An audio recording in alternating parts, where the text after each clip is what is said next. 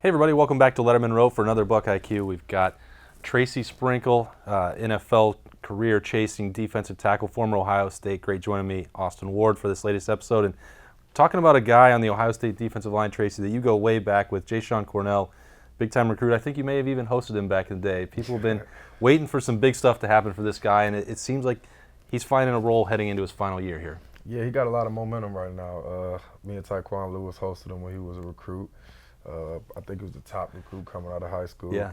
And he's finally starting to get it going. It's never too late. You know, this is his 5th year, and we didn't see it at Ohio State. You have one breakout year, you can do a lot of great things in your career. So I think it'd be good for him. And this position now, he's gone inside, outside, inside, outside. You know, for you, I think it was pretty straightforward where you were going to be, but you've seen other guys deal with this throughout their career at Ohio State.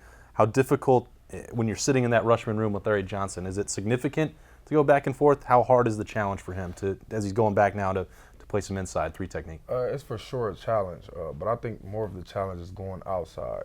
Coming outside to inside is not that much difficult, but being on the outside, you have so much space, and you got to use a little bit more of your athleticism out there. So I think inside is best for him going there in the future.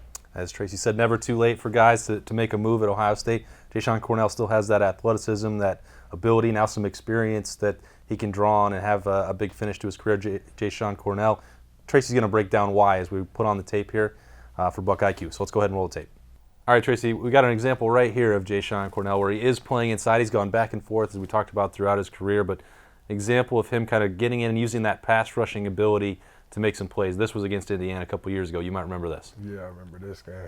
Yeah. What is it about Jashon Cornell that translates so well that he can maybe make this move again and play in this spot once more? The good thing about him is he's versatile. Coach Johnson always said the 3 technique position is just like playing that defensive end. You just got a little tighter space. So his get off and his quickness really helps him get penetration. And right here it's a full slide with the running back trying to block our end.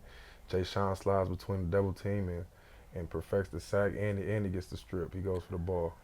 There have been some guys, I know Draymond's talked about this, where there are more opportunities in there to make sacks and make some plays, and you know this too, than maybe he anticipated. Yeah. It doesn't have to just be about stopping the run. Yeah, the inside is a little different. You got to fight all them double teams, but once you keep going and you realize that you're closer to the quarterback than anybody else, so it's kind of an advantage for us.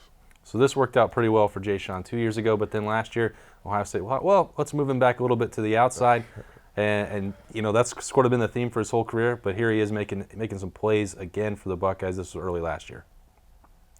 What's the key here in this position when you're looking at some of these zone read concepts? What's the key for him to read? The key for him to read is the outside hip of the tackle. The outside hip, he's staying flat on the line, so that means you got to look towards the backfield because something coming your way.